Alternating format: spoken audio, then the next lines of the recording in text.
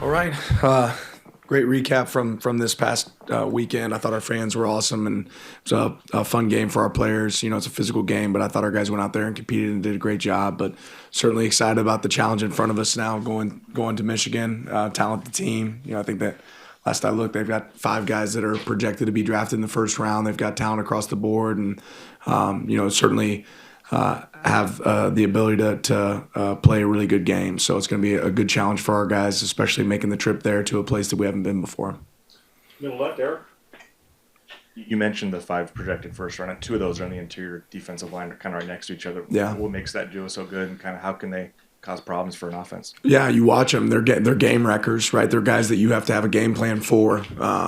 You know, but 78 and 55 both, they make an impact, you know, consistently in the game. They beat, you know, single blocks. They're certainly good against double teams. They're good against the run and the pass. So they're guys that you have to spend time and effort for. And, you know, anytime you have guys like that up front, it makes it easier to cover in the back end. Front left, James.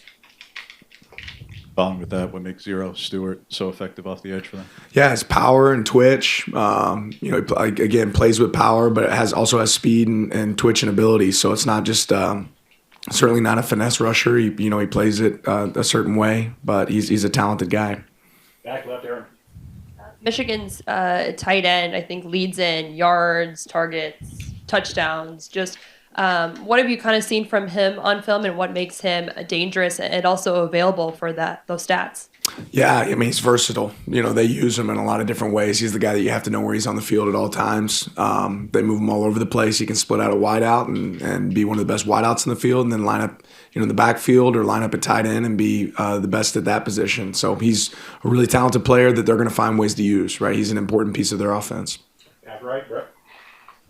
Coach, Michigan's run defense has struggled at least over the last couple of weeks. Do you feel like that's an area of attack you feel like you guys can take advantage over this weekend?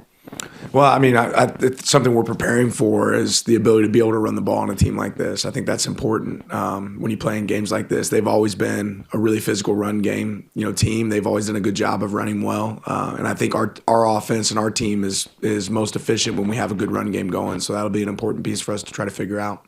Back left, Matt. Every team has to deal with injuries, but why do you feel like this one's been able to work through either the Bedford one in fall camp or Birch and Ferguson's absence? Just how have you guys been able to kind of get through those and still improve and get better? Yeah, I think a lot of it's credit to our players not waiting for their moment to step up, but stepping up and being prepared for their moment. You know, we've had a lot of guys that maybe they weren't going to be the guy that took a ton of the reps at the beginning, and their reps have increased as their production's increased. And, you know, you say at the beginning of every season, like, I don't know if people realize what this guy's role might become, but we've had a lot of guys' roles that have grown because of, you know, availability, you know, and being available. But also they were ready for those moments when those moments came. Middle left, Eric. Is there an explanation for why they didn't review? It looked like a fumble on Saturday, clear fumble and recovery. Was there an explanation offered? They had ruled it forward progress. Front left, James. Sounds like Will Johnson is going to be closest to a game time decision, possibly out. But what kind of impact does he have on their secondary, having him versus when he's not there? Yeah, he's a great player. He's a great player. He has ball production. He gets in and out of breaks. He's able to take away, you know, a side of the field. So, you know, he's definitely a guy that would make an impact. Back right, Brett. Coach, over the last couple of weeks, we've heard from this team just not care about the polls, not care about being number one. Why do you feel like that mentality is so important to have on the team? And is that something that the guys just kind of started to have from the beginning of the season? Is that something you instilled? Just where did that kind of come from? No, I just don't think we've ever measured ourselves based on what other people think. And that doesn't necessarily change. And we have our own internal goals that, you know, and our plan of what we want to be. And really, at the beginning of every year, everybody asks me what's success look like. And to me, it looks like us playing our best football at the end of the season. So that's our goal, is to put ourselves in position to play our best football and focus on the process, not the result. Back left, Matt. They've had a shuffle at quarterback. Davis Warren, though, looks like to be the guy moving forward, which is what stands out with him. And how has that altered preparations of just multiple guys at that position? Yeah, and then obviously Orji played again, you know, in the last game as well. So it's different based on who's in the game. They're both capable and they can win in different ways, right? But you know, I think he played well in the last game, and I think getting in a rhythm and finding some consistency is probably important for them. But they both can beat you in different ways. They can throw the ball. Obviously, they do a great job of establishing the run game, and that's something that Ten will bring in a little bit more as he comes in. But he's also proven to have the ability to pass. So you have to prepare for a little bit more when you have to go against a team like this. And we've had some longer weeks at times when we play Friday games. This is not one of those situations. So it's a matter of you making sure that you can be sound and simple for your guys, but also create some complicated looks for the opponent. Middle left, Eric. Wondering if you've ever been to Michigan Stadium, and if not, First kind of, time. What do you know? Yeah, what have you heard about, and what do you know about it? Heard it's big. Yeah, heard it's big. I know it's one of the, that's one of the things I think that's exciting about being in this conference is getting the opportunity to play at some historic places, and this is certainly a historic place. Front left, James.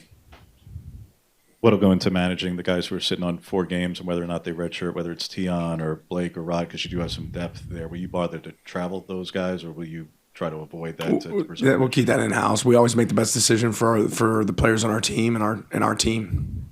Back left, Aaron. What do you feel like you and maybe the team learned about traveling across the country to play Purdue and hoping to take into preparation for this week? Yeah, just experience more than anything. Just the experience of being able to do that. Traveling for games is not new. It's not like we didn't travel for games last year, but this is certainly a longer distance, and we'll continue to adapt and prepare for it. Back left, Matt. Go back to your first year here and Justice Lowe's recruitment of just why you guys offered him late, the involvement there, and how it's played out for him. Yeah, I mean, I'm just really proud of, more than anything, Justice. When he first got here, he's dinged up with some injuries, and it kind of limited his ability to be on the field. And we always felt like if he was a guy that was available, he was going to be a guy that can make an impact. And I think, he's probably had a little bit of a chip on his shoulder because he realized, hey, I haven't been available, and he's playing tough, right? More than anything, I tell you that Justice Lowe's playing tough football, right? He's become one of our best blockers in that room, but he also runs really precise routes. He's a guy you can line up at any position and trust that he's going to do his job. So, again, I think he's stepped up and grown every single year, every single week, and become one of the guys that we all have a lot of faith in when he's out there on the field. Middle left, Eric. I wonder if there's a progress report for Terrence and Jordan. Yeah, I think that we have guys that are questionable that are going to be practiced with it this week. Both those guys were available to practice today, but we'll, again, put our players' best interest in mind as we prepare for this week. Front left, James. I don't think you've had to do too much silent counts on the road, maybe a little bit early at Oregon State, but this is 110,000 people.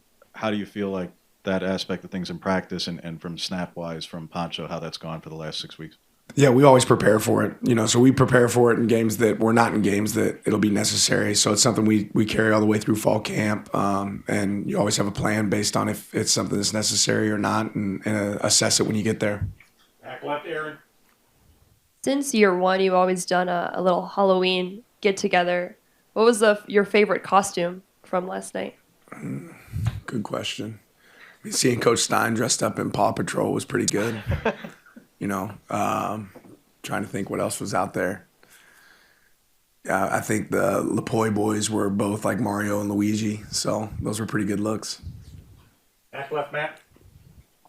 You guys are the only team with 3 top 25 wins this season. How will that help you going into this weekend? I know they're not ranked, but it's still going to be a hostile environment, a good team. Yeah, I mean, we're getting an opportunity to play the reigning national champions, right? And in this conference, it's hard every single week. So, and we know that we'll get their best. So it's exciting to have a chance. We got to play in some games that are fun for us so far this year and challenging, and this will certainly be a challenge.